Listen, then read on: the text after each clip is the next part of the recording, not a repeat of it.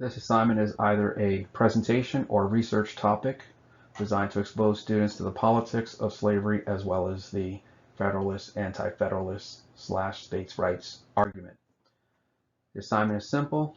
I'm going to research these terms here, come up with a quick definition, determine if the issue being researched, the outcome, is it good, middle, or bad for Africans, and then determine what is the connection to the Federalist, Anti-Federalist debate. We first look at the American Revolution. The American Revolution arguing that all men are created equal. And then we get to the issue after the Revolution. Should the legislature end or keep slavery? And the outcome rests in Article 1, Section 9, which says that up until 1808, 1808 is the year where Congress can stop the migration or importation of such persons. The legislative branch of government is allowed to make the laws. They are broken down into two houses, the Senate and the House. The House is based on population. So how does slavery impact this particular issue? Well, the question here is whether or not slave states should be allowed to count their slave population. Let's just say you have 100 people in your state, and for every 100 you are allowed one representative to the House of Representatives. If you have 90 slaves and 10 people are free, do you get 100 votes? Do you get one vote? Because remember, you're not considering these 90 to be human beings, they're slaves. Which ultimately leads to the first compromise, the 3/5 compromise, which says that for every 5 slaves you have, you can only count 3, and this is going to be used for your representation into Congress. Keep in mind that the federal government really did not take a stance. This was a compromise. I would say this is a bad outcome for the Africans, and pretty much leave it at that. However, on the issue of government and taxes, a similar issue kind of emerges here. Let's just pretend for every 5 people you have, the federal government wants you to pay $10 for federal taxes. Well, remember, these individuals are actually slaves, so do they count all 5? Do they count 3/5? Or do they count 0? Slaveholding states are going to argue that it would be in their best interest to count 0 because technically they're not human beings. So notice what's going on here on the issue of representation in Congress. They want to be able to count all of their slave population. On the issue of taxes, they do not. The Northwest Ordinance is another issue that is going to emerge, and as the United States starts to expand in territory, the question is going to come up, how will those states be admitted into the Union? As far as the Northwest Ordinance is concerned, slavery will not be allowed in this particular area. This seems to be a win for the African, for the slave, and a loss for the slave-holding states. So we get to the Missouri Compromise. And the Missouri Compromise, the solution rests in this particular area right here, and the decision is going to be to place an imaginary border, which is known as the Missouri Compromise line. If you are north of that particular line, then you are in a free state. If you are below it, you are in a slave state. Notice how the federal government didn't clearly take a stance on the issue. They pretty much created a half solution, which is going to maintain the stalemate on this particular issue. Kansas-Nebraska Act would further expand on that particular issue. Here we're looking at this territory that is unorganized. In that area, they're about to develop it, and the solution is to be this. Whoever moves there can determine what the outcome is going to be. If 30,000 people move there, and out of the 30,000, the majority want slave or free, they will be the ones to make that decision. The end result is it's going to lead to fighting. Some people consider this to be the first shot in the Civil War. Once again, the federal government didn't really take a clear stance on this particular issue. The country seems to be moving towards a stalemate, deadlocked on the issue of slavery. However, in the fugitive slave law, they do have federal legislation, and this legislation says that if your slave escapes into a free area, that according to the fugitive slave law, they have to be sent back. They just can't be roaming around in a free state claiming that they are free. The Federalist, Anti-Federalist debate. This is a debate that goes back to the American Revolution, and the debate stems from this issue. There was a revolution fought against the king, who was very mean and nasty and abusing his power. And the Federalists believed that if they were to give their power to a federal government and have a strong federal government, it would be similar to the situation they were in before. So why bother fighting an American Revolution if we were just going to give the federal government the power to abuse political power? Here we see two individuals crucial for the development of the ideology. Alex Hamilton wanted a strong federal government. A strong federal government could easily end slavery or basically prolong it indefinitely, whereas the Anti-Federalists wanted a weak federal government. The Democratic Republican Party would split by 1812, and the Democratic Republican Party would still be on the issue of states' rights. Here we see Jefferson, states' rights matter more, and that would mean that they basically are arguing the federal government should have limited power in comparison to the states. And this is going to have drastic consequences for segregation later on. Transition to the Lincoln-Douglas debate. And in the Lincoln-Douglas debate, Lincoln's text will be on the left, Douglas will be on the right. And what we're trying to figure out is, Lincoln's pathway to the ultimate presidency and how he viewed the issue of race and slavery. Keep in mind that Lincoln in these debates is responding to Douglas. Here they are citing the Declaration of Independence. It does not mean a Negro. Why may not another man say it does not mean another man. So basically what they're arguing here is that the Declaration of Independence only applies to certain groups of people. It does not apply to all. And this is Douglas. As far as Lincoln is concerned, Lincoln in this scenario is being accused by Douglas that he wants to have a wife, and then Lincoln is kind of responding here.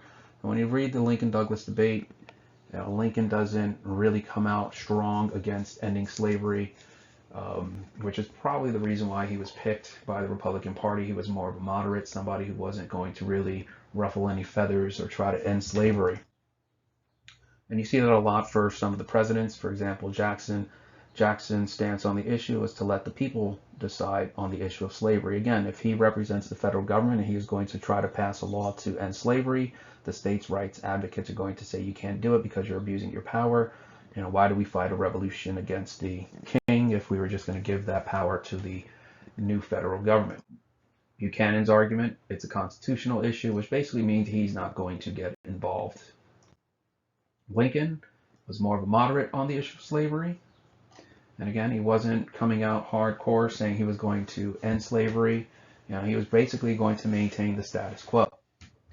Dred Scott, one of the individuals who finds himself in the North, this guy tries to sue for his freedom, arguing that he is in a free state, and the end result is that the Supreme Court says that you are not even a citizen, therefore you are not even entitled to the benefits of our Supreme Court.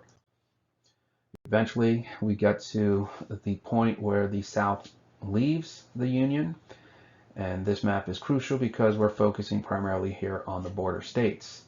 The Emancipation Proclamation is an interesting one because the question is whether or not Lincoln frees the slaves. Remember I said before, Lincoln is a moderate. He's not coming out hardcore against slavery. He's trying to just maintain the Union to prevent the division.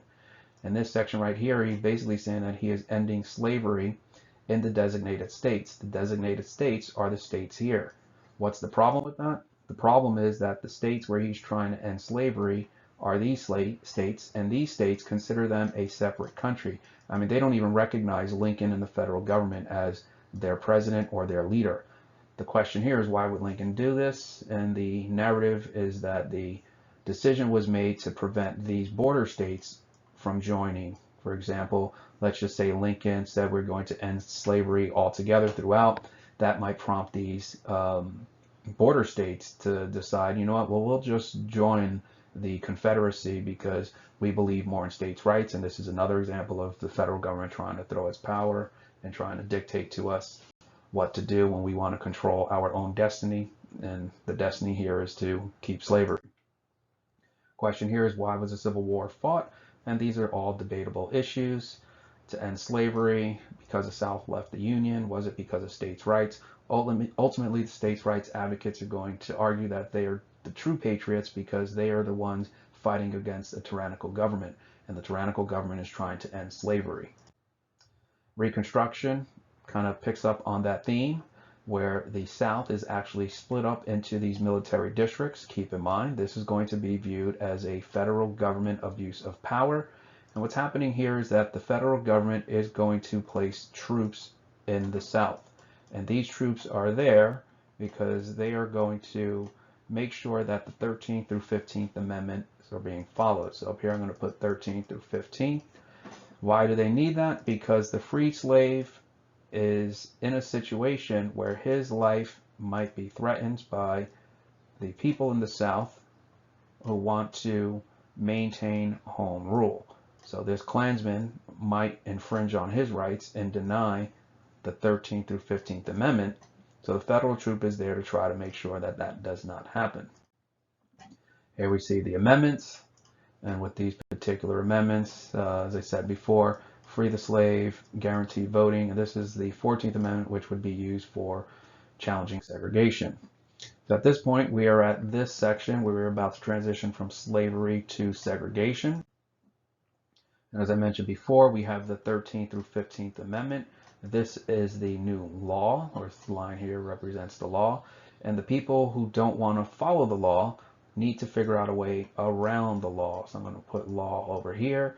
And what's happening is they're trying to find a loophole. What could be a loophole? You have to follow the 15th Amendment and allow the freed slave to vote. However, if you tell them they have to pay a tax, if you tell them your state says they have to take a literacy test, then these are all state loopholes around the 15th Amendment. It is a loophole, a way around it. Another loophole could simply just be fear. The guy goes to vote, sees the local Klansman, and the Klansman is threatening. This guy then decides, you know what, I will just go home because I don't want to deal with the violence. It's not that important for me. My safety is more of a priority. And all of these tactics are used to find a loophole around the 15th Amendment, which guarantees the freed slave the right to vote. In the 1876 election, the South outcome is going to be home rule. We have 3 states here that are not counting their electoral votes. The electoral votes are very close. And the decision here is going to be that these states will give all of their electoral votes to this candidate, and he will win the election. And then the end result is that he will have to remove the troops. Removing the troops will mean that the Klan will have free reign to do whatever it wants to the freed slave, and violence is going to increase. The Compromise of 1876 is a bad outcome for the African. Keep in mind, all of these states are blue. Remember, the Democratic Party is the party of the Anti-Federalists. They are the ones that are believing in states' rights. And if you didn't figure out where this is going to segregation. When we look at the segregation laws, Alabama, we see Georgia, all of these laws are state laws. People advocating for states' rights are supportive of segregation laws. Eventually, these laws would be challenged in Plessy-Ferguson. And in the Plessy-Ferguson case, we have a state law that says you have to have a white and a black cart. And the Supreme Court is going to look at the issue and say, well, you still get from point A to point B. That's not a violation of any of your rights. They're just saying that you have to sit in the particular cart for your race. And this is going to solidify the Southern control over the racial problem. They already won with the 1876 Compromise, and now they've won with the Plessy-Ferguson Supreme Court decision. Violence would increase, targeting African Americans through lynching. In this image, which always bothered me, but I was only familiar with this image, and I didn't realize that I was only looking at a cropped image, and then this image really freaked me out to know that there were so many people watching the murder. Ida B. Wells was trying to get federal legislation to try to stop the practice of lynching. Songs were written, for example, the song Strange Fruit. That might be a song of interest, on this particular topic, and the lynching museum that opened a few years ago. Here we see some more images.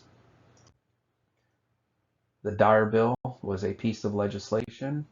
Here we see the Dyer Bill, which was designed to prevent lynching. So when we look at Section 2, if any state or government subdivision fails, neglects, or refuses to provide and maintain protection of the life of person.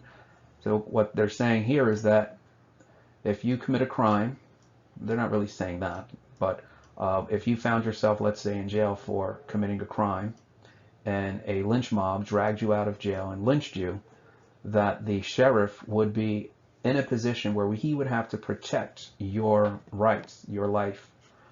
And the state would have to do that, and anybody who works. And if you refuse to do so, you are in violation of the Dyer Bill. Keep in mind, this is going to be viewed as an example of the federal government once again trying to tell the states what to do. The Dyer Bill does not get passed. We'll then transition to Brown. We're moving into some of the segregation laws. Most people are familiar with Brown. I don't know if you're familiar with Brown 2. Brown 2 is a perfect example of states' rights and loophole. The federal government has said in Brown versus Board of Ed that you need to integrate the schools. States and local communities that want to defy that legislation, that mandate, are going to say they're going to do it eventually. They're going to use a loophole of time. And that puts the federal government in a position where they have to pass Brown 2. And Brown 2 says you have to do it with deliberate speed. The civil rights movement is all about finding loopholes around legislation. Here we see the Greensboro sit-in, which was another segregation law with regard to separate lunch counters. We could even trace this up to the 1970s, where we have yet another mandate, which is about busing. This is an image from the busing protest that took place in the 1970s. Here we see police officers escorting buses carrying black children as they are going to be sent to white schools. And then, of course, we have this famous photograph, the soiling of Old Glory. Benign neglect would be a post-civil rights issue where the government is going to say that they are going to allow the race problem to kind of sort itself out on its own. And this is pretty much in the late 60s, where the federal government is taking now a hands-off approach to the issue of trying to solve the race problem. You then transition to a series of incidents that are racially motivated. Bernie Goetz is in New York City. He is in a subway cart. He has a gun. The gun he is not licensed to carry. He is approached by these individuals, and Bernie Goetz winds up shooting them. It is one of those high-profile racial cases. Howard Beach, yet another racial incident in New York, which involved the murder of Michael Griffith. And then these links will take you to a series of others. For example, the Latasha Harlins beating. Here we have the OJ verdict, the beating of Rodney King. And the reason why I include these here is because it's getting to the point of, where black and white kind of go into those camps, which is why when you watch the clip of the celebration, it becomes a little interesting to see where black and white fall with regard to guilty and not guilty verdicts. For this section, we're tracing the evolution of the Klan. We looked at the end of the Civil War as the starting point.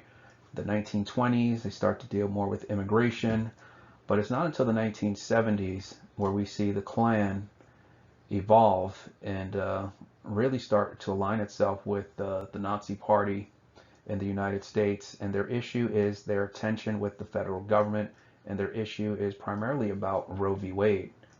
So to recap, we started out with slavery, transition to segregation, and then a couple of examples of entrenched indirect racism using some of the examples from the 1980s.